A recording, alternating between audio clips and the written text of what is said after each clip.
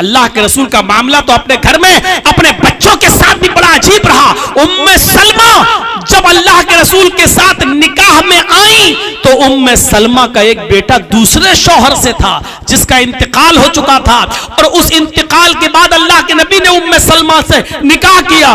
तो उम्मे सलमा पहले शौहर से जो बच्चा था बेटा उसको भी अपने साथ ले आई थी, और जब अल्लाह के रसूल के निकाह में आई तो जाहिर है कि उस बच्चे को उम्मे सलमा अपने पास रखती थी। अब वो नबी का भी बेटा हो गया, अगरचे नबी उसके बाप नहीं है लेकिन मां तो उसकी उम्मे सलमा है, तो नबी ही उस बच्चे को पालेंगे और पोसेंगे, क्योंकि एक औरत शादी के बाद अपने उसी हस्बैंड के साथ रहेगी जिसके साथ उसने निकाह किया है, और उस बच्चे को वही पालेगा जिसने उसकी मां के साथ निकाह किया है। अल्लाह के नबी वो बच्चा चूंकि देहाती माहौल से आया था इसलिए खाने पीने का तरीका नहीं जानता था। 7-8 साल की गोया की उम्र रही होगी, वो खाना खाने के लिए बैठा तो बैठने का तरीका भी सही नहीं था। जब खाना सामने आया तो उसने पूरा का पूरा हाथ बीचों बीच थाली में डाल दिया और उठाकर इस तरह मुंह भरने लगा। ऐसा अल्लाह के नबी सल्लल्लाहु अलैहि वसल्लम ने फौरन उसके हाथ को पकड़ा और कहा, बेटे खाना रखो। उसके हाथ में जो था उसने थाली में उसी प्लेट में रख दिया। अल्लाह के नबी ने उससे फरमाया, इग़सिल यदैहि, अपने दोनों हाथों को धोकर आओ। वो बच्चा गया और दोनों हाथ धोकर आया। आपने कहा, दो जानू होकर बैठो, ये दोनों पैर ऐसे करके, दो जानू जिसको हमारे यहाँ उखड़ू बोलते हैं, आप आपके यहाँ जो भी बोलते हो। आपने कहा दो जानू होकर बैठो, या दोनों पैरों को पीछे कर लिया जाए जैसे नमाज के अंदर होता है, दोनों पैरों को पीछे कर लिया जाए, या एक पैर को पीछे किया जाए और एक पैर को उठाया जाए। ये 3 तरीके खाना खाने के सुन्नत है, लेकिन इसका ये मतलब नहीं है कि दूसरे तरीके से अगर किसी ने खाना खा लिया तो वो हराम हो गया। ऐसा नहीं है मेरे भाइयों, आजकल टेबल और मेज का जमाना है। अगर कोई टेबल और मेज पे खाना खाना चाहे तो ये गुनाह नहीं है, खा सकता है आदमी, जायज है, गुनाह नहीं है, लेकिन ये सुन्नत भी नहीं है। सुन्नत ये है कि दोनों पैरों को खड़ा करके खाओ या दोनों पैरों को पीछे करके दो जानू होकर बैठ जाओ, यानी जैसे नमाज में बैठा जाता है, या फिर एक पैर को पीछे कर लिया जाए और दूसरे पैर को उठा दिया जाए। ये 3 तरीके खाना खाने के, ये सुन्नत है। लेकिन अगर कोई आदमी पलती मार के खाना चाहे तो खा सकता है, लेकिन सुन्नत का सवाब उसको नहीं मिलेगा। मेज पर खाना चाहे तो खा सकता है, लेकिन उसको सुन्नत का सवाब नहीं मिलेगा। आपने उस बच्चे से कहा, इग़सिल यदैहि, दोनों हाथ धोकर आओ। वो दोनों हाथ धोकर आया। आपने कहा दो जानू होकर बैठ जाओ। उसने दोनों पैर पीछे कर लिए और दो जानू होकर बैठ गया। आपने कहा सम्मिल्लाह, अब अल्लाह का नाम लो, यानी बिस्मिल्लाह कहो। उसने बिस्मिल्लाह कहा। अब अल्लाह के नबी ने फरमाया, अपनी तरफ से खाओ, कुल भी यमीनिक, अपने सामने दाहिनी तरफ जहां तुम बैठे हो अपने पास अपनी साइड से खाओ, पूरे थाली में हाथ पैर मत मारो। जब एक थाली में सब लोग खाते हैं ना, तो हम लोग यहाँ सिस्टम बड़ा अजीब है। लोग देखते रहते हैं कि अच्छा माल किस तरफ है तो उस तरफ हाथ बढ़ा देते हैं। ये लेग पीस कहाँ रखा है, इधर चाप कहाँ रखी है, इधर है। तो ये तरीका गलत। अगर एक थाली में आप खा रहे हैं तो आप अपनी तरफ से खाइए, वो आपकी किस्मत है कि आपको लेग पीस मिल रहा है या नहीं मिल रहा है। अपनी तरफ से सब, हर आदमी को अपने अपने साइड से और अपनी अपनी तरफ से खाना चाहिए। तो अल्लाह के रसूल ने उसको ये सिखाया, समझाया, इस्लाह की, लेकिन कितने प्यार से।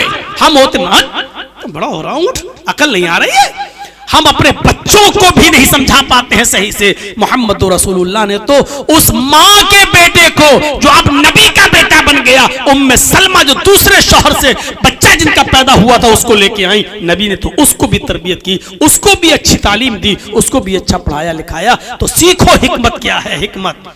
सोचिए आज थोड़ी सी बात पर कितना बड़ा रिएक्शन हो जाता है, कितना बड़ा रिएक्शन। अगर आपकी मस्जिद के बाहर कोई खिंजीर की का गोश्त फेंक दे तो फौरन लड़ाई और झगड़े पर आमादा हो जाएगी कौम। अभी कोई आदमी कुरान करीम को लेकर सड़कों पर निकलकर उसकी बेहुरमती करने लगे, फौरन सड़कों पर निकल आएगी कौम। अभी थोड़ी देर के लिए कर्नाटक के उस मामले को नजर में रखिए, कि हिजाब पहनकर जाने वाली उस लड़की को हिजाब से रोक दिया गया, नहीं पहनने देंगे। उस लड़की के हिजाब से रोकने का रिएक्शन आपके कलकत्ता की सरजमीन तक पर दिखाई दिया कि औरतों ने भी हिजाब के फेवर में जुलूस निकाला। लेकिन मैं हिजाब के खिलाफ नहीं हूं, मैं हिजाब के फेवर में हूं। पर्दे पर हमारी 50 तकरीरें भरी पड़ी हैं यूट्यूब पर। लेकिन सवाल यह है कि मेरे भाइयों, हिकमत कहां चली गई, मसलहत कहां चली गई? अगर किसी ने आग लगाने की कोशिश की तो हमने उस आग में घी डालने का काम क्यों किया, तेल डालने का काम क्यों किया? लखनऊ में हम अब जहां रह रहे हैं, मेरे पास पूरी मीडिया की एक टीम चली आई। साहब आप क्या कहते हैं, बोलिए। मैं समझ गया कि इस वक्त यूपी के चुनाव हो रहे हैं, एक लफ्ज भी अगर मैंने हिजाब के फेवर में यहां बोल दिया तो ये अमन चोपड़ा, सुधीर, जी न्यूज का एंकर, इंडिया टीवी और भारत हमारे उस बयान को ऐसे तोड़ मरोड़ कर पेश करेंगे जो यूपी के चुनाव में घी डालने का काम करेगा। मैंने कहा कि नहीं, मैं इंटरव्यू नहीं दूंगा। उन्होंने कहा कि साहब आप इतने बड़े मौलाना, आपका इंटरव्यू अगर आज जाए तो ये मुसलमान कौम के लिए बड़ी बात है। मैंने कहा मुसलमान कौम के लिए कोई बड़ी बात नहीं है, बहुत सी हमारी माँ बहनें बेपर्दा घूम रही हैं, तो क्या मैं सबको पर्दा कराने के लिए जाऊंगा? मैं कोई इंटरव्यू नहीं दूंगा। साहब पर्दे से रोक दिया गया। तो हमने कहा कि मैं क्या करूं, पर्दे से रोक दिया गया, मैं चीफ मिनिस्टर थोड़ी हूं, कोर्ट में चल रहा मामला, देखा जाएगा। आप अपनी कोई प्रतिक्रिया नहीं देंगे? मैंने कहा मैं अपनी कोई प्रतिक्रिया नहीं दूंगा, मैं सिर्फ इतना कहूंगा कि पर्दा तो रामचंद्र की पत्नी सीता जी भी करती थी कि सीता के चेहरे को राम के छोटे भाई लक्ष्मण ने भी नहीं देखा और न सीता जी ने दिखाया। इसलिए मैं हिजाब का विरोध नहीं करूंगा। इस वक्त फेवर भी हम इसलिए नहीं करेंगे क्योंकि तुम चुनाव के मौके पर यहां आए हो, चुनाव हो जाने दीजिए, 10 मार्च के बाद हमारा इंटरव्यू ले लीजिएगा।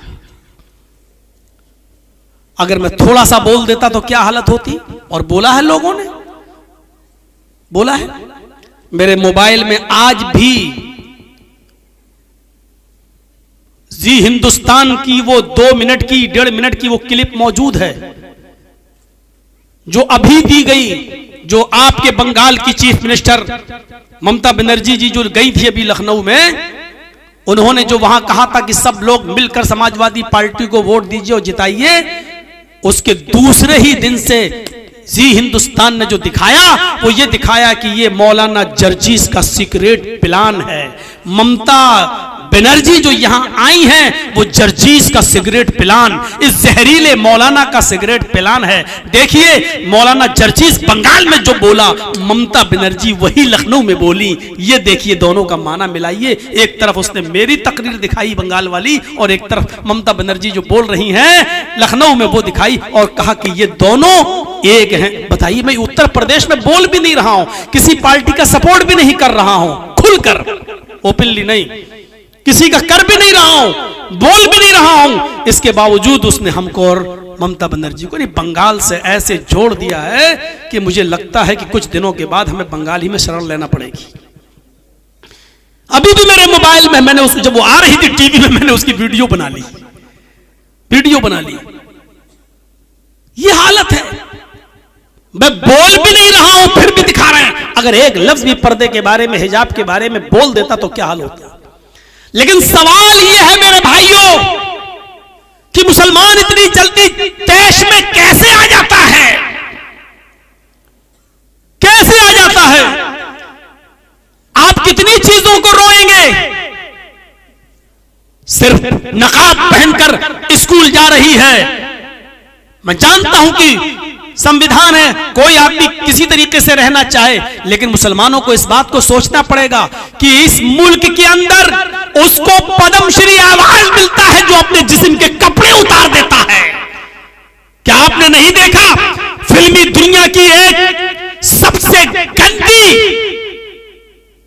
हीरोइन को, जो सबसे ज्यादा गंदगी फैलाती है अपने पोशाक और अपने कपड़ों से, उसको पद्मश्री अवार्ड दिया गया, और जो अपने जिस्म को छिपाना चाहे उसके लिए पूरे हिंदुस्तान में आग लगाई जा रही है। मैं नहीं जानता हूं इस बात को, लेकिन मुसलमानों को अक्लो होश से काम लेना चाहिए, अक्लमंदी से काम लेना चाहिए। नकाब और हिजाब पर तो आप इतनी पाबंदी लगाते हैं और इतना बवाल, लेकिन मैं पूछना चाहता हूं कि आपकी बेटी जाती तो उसी स्कूल में है पढ़ने के लिए जहां को एजुकेशन है, जहां लड़के और लड़कियां बैठकर एक साथ पढ़ते हैं। इंटर की और बीए की लड़की उसी सीट पर बैठती है जहां लड़के बैठते हैं। इस्लाम में तो को एजुकेशन भी जायज नहीं है, लड़कों के साथ बैठ के पढ़ना भी जायज नहीं है। इस पर फिर आप खामोश क्यों हो जाते हैं? मेरे भाइयों, जरा तसव्वुर कीजिए, गौर करिए और बताइए वहां हमारी खामोशी क्यों, वहां हम खामोश क्यों रहते हैं जब आप ऐसे स्कूलों में पढ़ा ही रहे हैं अपनी बेटियों को कि जहां को एजुकेशन है, जहां लड़कों के साथ बैठ के पढ़ना पड़ेगा, जहां लड़कों से दोस्ती करना ही पड़ेगी, जहां अपने सब्जेक्ट को समझने के लिए आपको अपने स्कूल में और कॉलेज में पढ़ने वाले लड़के से उसका मोबाइल नंबर लेना पड़ेगा और अपना नंबर देना भी पड़ेगा, वो उससे बातचीत के सिलसिले जारी होंगे। जब आप पढ़ा ही रहे हैं ऐसे स्कूल के अंदर, तो फिर मेरे भाइयों हिजाब पर फिर हंगामा करने की जरूरत क्या है?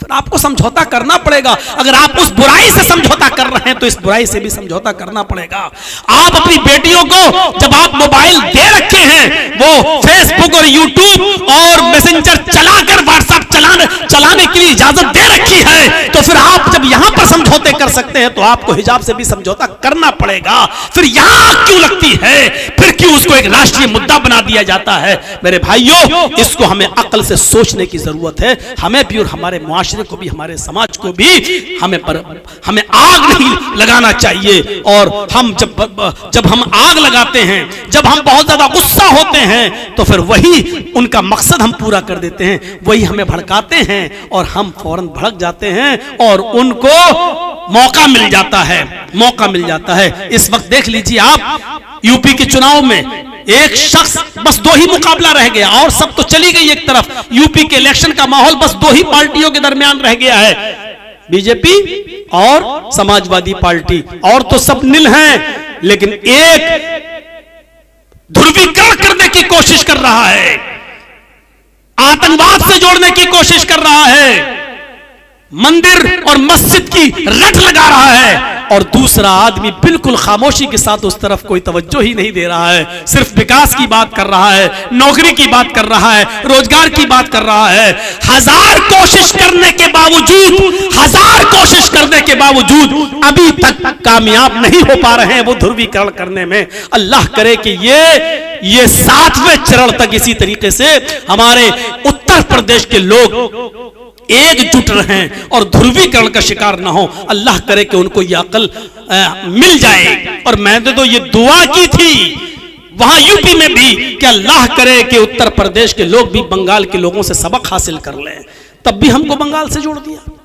देखो कि मौलाना क्या दुआ कर रहा है, यानी बंगाल का मुसलमान जिस तरह एक हो गया, इस तरह यूपी के मुसलमानों को भी एक कर रहा है, खुलकर ये कह रहा है। इस तरीके की बात है।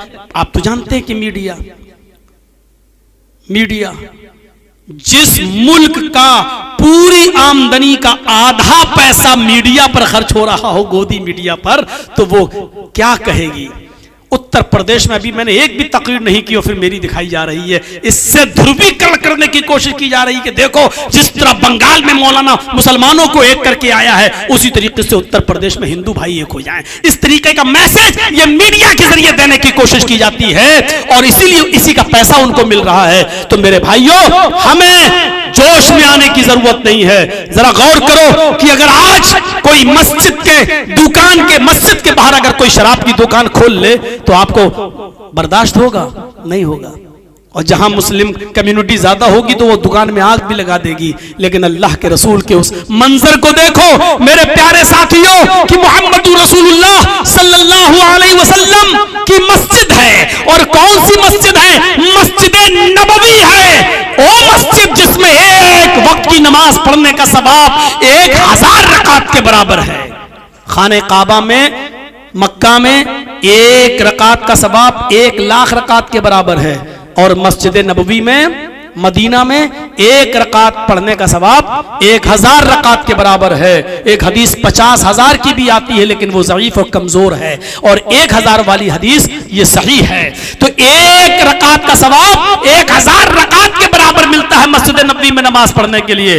उस मस्जिद में अल्लाह के नबी अपने चंद सहाबा के साथ बैठे हैं, चंद सहाबा के पास बैठे हैं और उनको समझा रहे हैं, नमाज सिखा रहे हैं, उनको दीन के कुछ उलूम उनको सिखला रहे हैं। इतने में एक देहाती, एक एराबी आता है, उसको बहुत तेज पेशाब लगा हुआ है।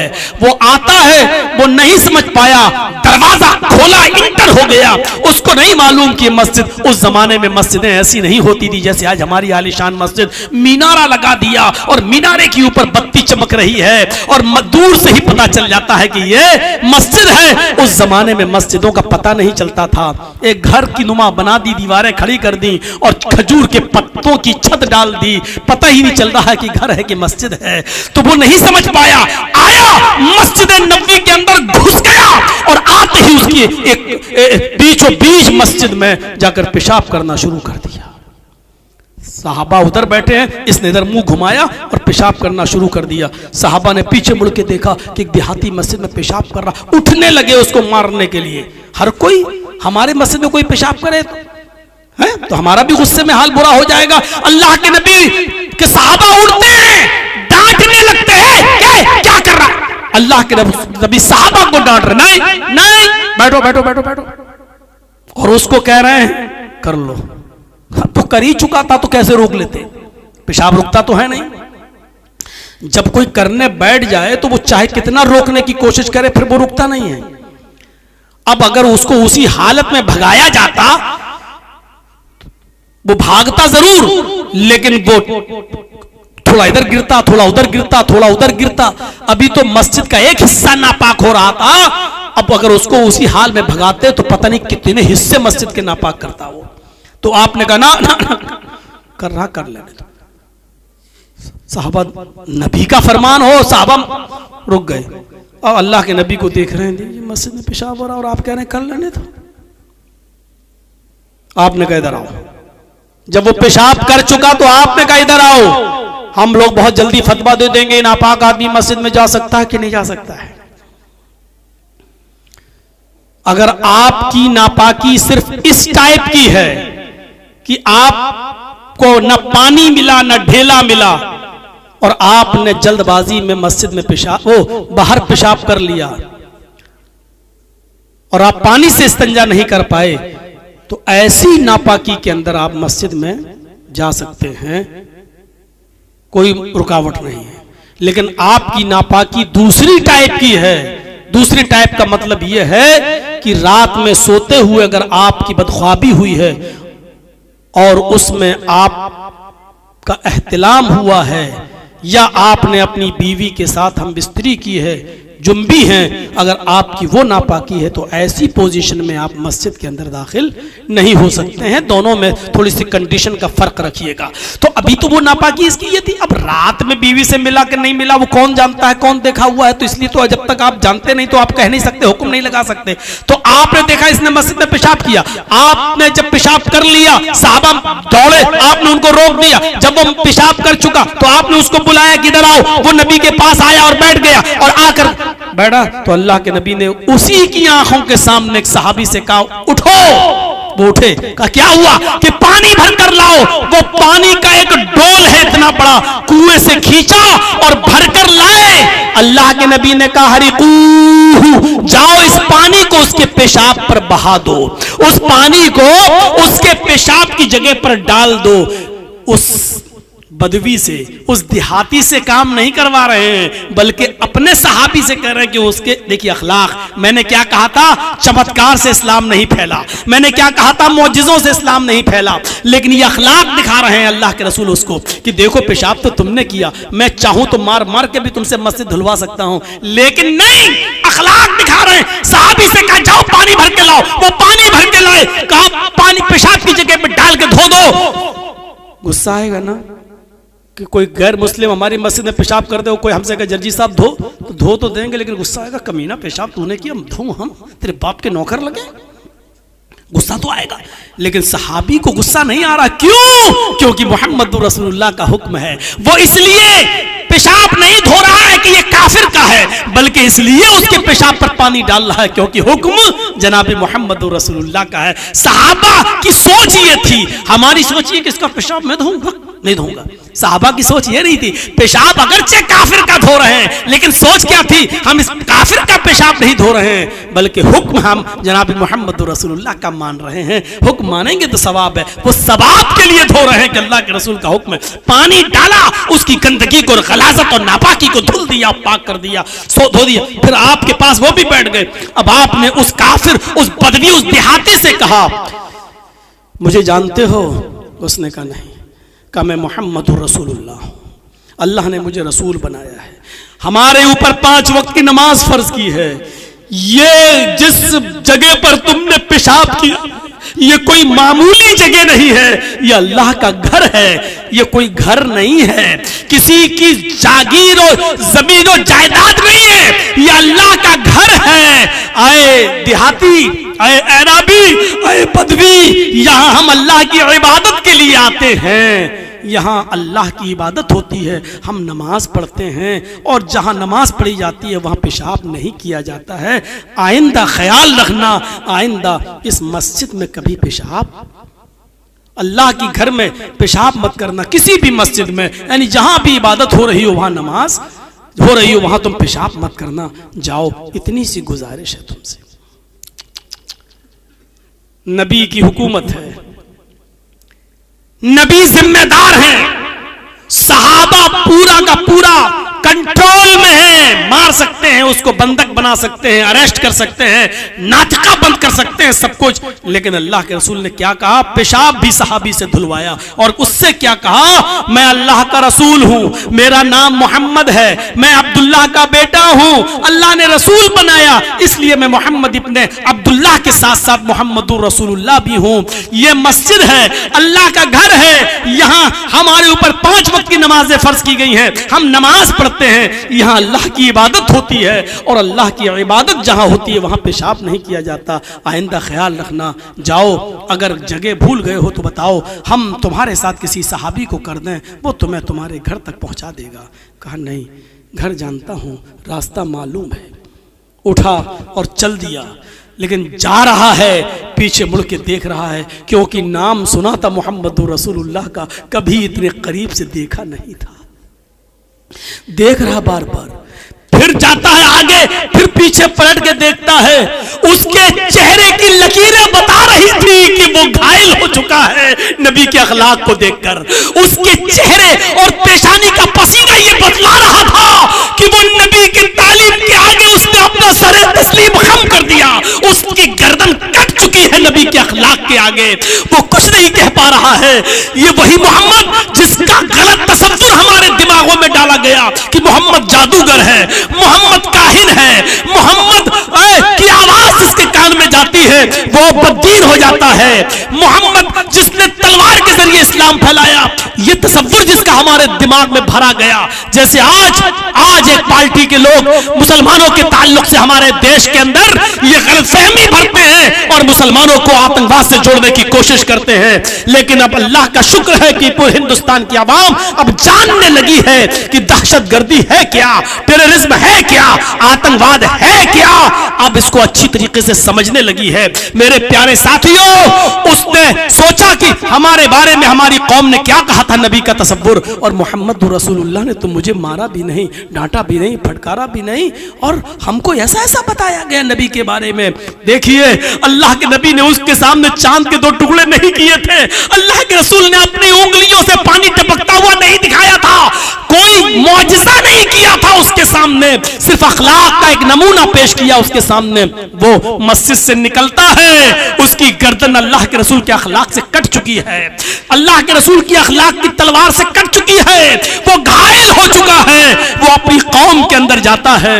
लोगों ने कहा क्या बात है, बड़े सुस्त नजर आते हो। कहता मेरी कौम के लोगों, तुमने हमारे साथ झूठ बोला है, तुमने हमारे साथ गद्दारी की है, तुमने हमारे साथ बेवफाई की है। लोगों ने कहा क्या हो गया तुम्हें, हमने कौन सी बेवफाई की है। कहा कि तुमने मोहम्मद रसूलुल्लाह का कैरेक्टर हमें सही नहीं बताया है, तुमने ये कहा है कि वो जादूगर है, तुमने कहा है कि वो काहिन है, तुमने कहा है कि वो बहुत बड़ा किस्सा गो इंसान है, तुमने कहा है कि जो उससे एक बार मिलता है वो बददीन हो जाता है, तुमने मोहम्मद की शक्ल मुझे दूसरे अंदाज से पेश की है। लेकिन अल्लाह की उस जात की कसम खा के कहता हूं जिसके कब्जे में मेरी जान है, मोहम्मद रसूलुल्लाह से ज्यादा अच्छा इंसान तो मैंने आज तक देखा ही नहीं है, क्योंकि आज मैंने करीब से देखा है। लोगों, तुम्हारी एक बकरी दूसरे के खेत में चली जाए तो तुम 27 साल लड़ते हो, एक बकरी के चले जाने की वजह से उस आदमी से और उसकी पूरी नस्लों से लड़ते हो 27 साल तक। हमने तो मोहम्मद की मस्जिद में पेशाब कर दिया, इतना बड़ा कांड, जिस मस्जिद में वो अल्लाह की इबादत करते हैं उस मस्जिद के अंदर मैंने पेशाब कर दिया, और मेरे पेशाब करने के बाद भी उन्होंने मुझसे पेशाब नहीं धुलवाया, अपने पास बिठाया और बिठाने के बाद एक अपने आदमी से मेरी गंदगी साफ करवाई और मुझसे कहा कि अल्लाह का घर है।